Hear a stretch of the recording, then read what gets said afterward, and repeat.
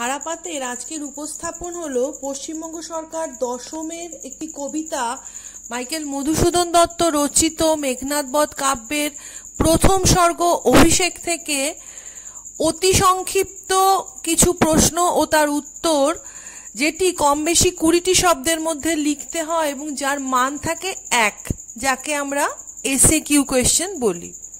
তো এইরকমই কিছু প্রশ্ন ও তার উত্তর অভিষেক থেকে। 1. কি হেতু মাতা কেন এসেছিলেন? প্রভাষা ছদ্মবেশে মা লক্ষ্মী মেঘনাদকে তার ভাই বীরবাহুর মৃত্যু সংবাদ ও রাবণের রণসজ্জার সেজে ওঠার সংবাদ দিতে এসেছিলেন। মহাশোকী রাক্ষস আধিপতি, তার মহাশোকের কারণ কি? প্রিয়পুত্র বীরবাহুর মৃত্যু সংবাদ লঙ্কাধিপতি রাক্ষসরাজ রাবণের মহাশোকের কারণ। জিজ্ঞাসিলা মহাবাহু বিস্ময় মানিয়া, মহাবাহু বিস্ময়ের কারণ কি?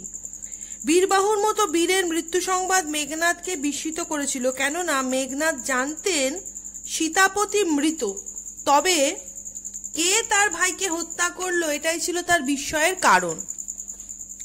তব স্বরে মরিয়া বাঁচিল, কার স্বরে কে মরে বাঁচল?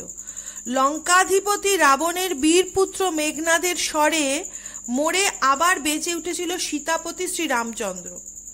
বীরবাহুর মৃত্যু সংবাদে মেঘনাদ প্রথম কিভাবে রোষ প্রকাশ করেছিল? বীরবাহুর মৃত্যু সংবাদ পেয়ে মেঘনাদ ফুলের মালা ছিঁড়ে কনক বলয় ছুঁড়ে ফেলে নিজের রোষ প্রকাশ করেছিলেন। ধিক মোড়ে বক্তা একথা বলেছিলেন কেন? যখন স্বর্ণলঙ্কা শত্রুর আক্রমণে আক্রান্ত এবং প্রিয়ানুজ বীরবাহু শত্রুর সঙ্গে যুদ্ধে নিহত, তখন প্রমোদোদ্যানে বামাদল মাঝে নিজের অবস্থান বেমানান ভেবে নিজেকে ধিক্কার জানিয়েছিলেন ইন্দ্রজিৎ। রথীন্দ্রস্রব হৈমবতী সুত শব্দ দুটি কাদের বোঝানো হয়েছে? রথীন্দ্রস্রব কথাটির অর্থ হলো শ্রেষ্ঠ যোদ্ধা বা শ্রেষ্ঠ রথী।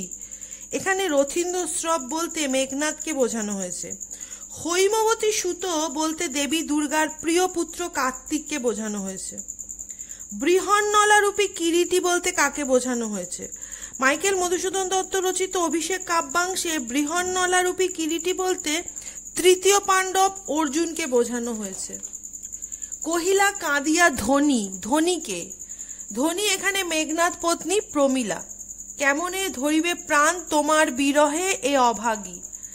স্বামী মেঘনাদ প্রমোদোদ্যানে প্রমীলাকে ছেড়ে চলে গেলে সেই বিচ্ছেদ যন্ত্রণা সহ্য করা মেঘনাদ পত্নী প্রমীলার পক্ষে অসম্ভব বলে তিনি একথা বলেছেন। কে পারে খুলিতে সে বাঁধে, এখানে কোন বাঁধনের কথা বলা হয়েছে? ইন্দ্রজিতের হৃদয় জয় করে প্রমীলা যে ভালোবাসার বন্ধনে তাকে বেঁধে রেখেছেন সেই বাঁধনের কথাই এখানে বলা হয়েছে। সিঞ্জিনী আকর্ষী রোষে, রোষে কি করার কথা বলা হয়েছে? রোষে মেঘনাদ সিঞ্জিনী অর্থাৎ ধনুকের ছিলা আকর্ষণ করে জোরে ধনুতে টঙ্কার দিয়েছিলেন। কাঁপিলা লঙ্কা, লঙ্কার কেঁপে ওঠার কারণ কি? মেঘনাদ প্রমোদোদ্যান থেকে রাজসভায় যাওয়ার সময় প্রচন্ড ক্রোধে ধনুকের ছিলা আকর্ষণ করে টঙ্কার দিয়েছিলেন বলে লঙ্কা কেঁপে উঠেছিল।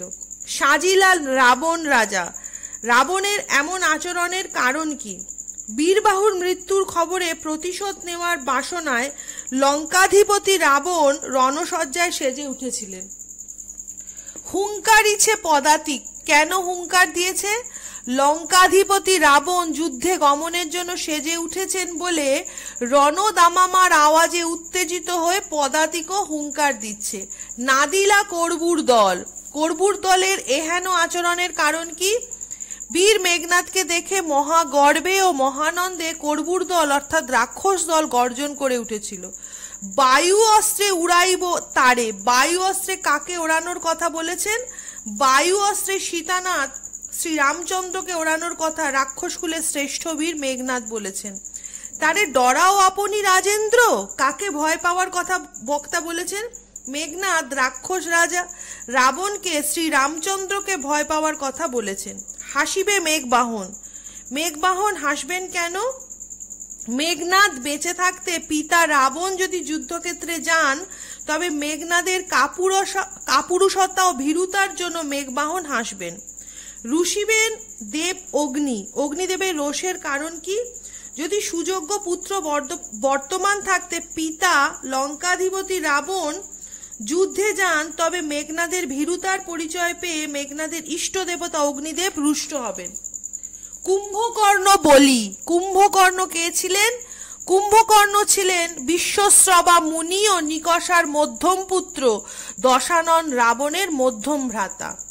দেখিব এবার বীর বাঁচে কি ঔষধে। আগের বার কোন ঔষধে বেঁচেছিল? আগের বার গরুর পক্ষী এসে রাঘবদের সর্পবন্ধন থেকে মুক্ত করেছিল। আগে পুজো ইষ্ট দেবে। কে কাকে কথা বলেছিলেন? দশানন রাবণ তার বীর পুত্র মেঘনাদকে তার ইষ্ট দেবতার নিকুম্ভিলা যজ্ঞাগারে পুজো করার কথা বলেছিলেন। কোন সময় রাঘবের মুখোমুখি হওয়ার নির্দেশ দিয়েছিলেন রাবণ? ইষ্ট দেবতার পূজা সম্পন্ন করার পর প্রভাতে রাঘবের মুখোমুখি হওয়ার জন্য মেঘনাদকে নির্দেশ দিয়েছিলেন লঙ্কাধিপতি দশানন। অভিষেক করিলা কুমারে। কিভাবে কুমারের অভিষেক হয়? লঙ্কাধিপতি দশানন গঙ্গা জলে কুমার মেঘনাদের অভিষেক করেন।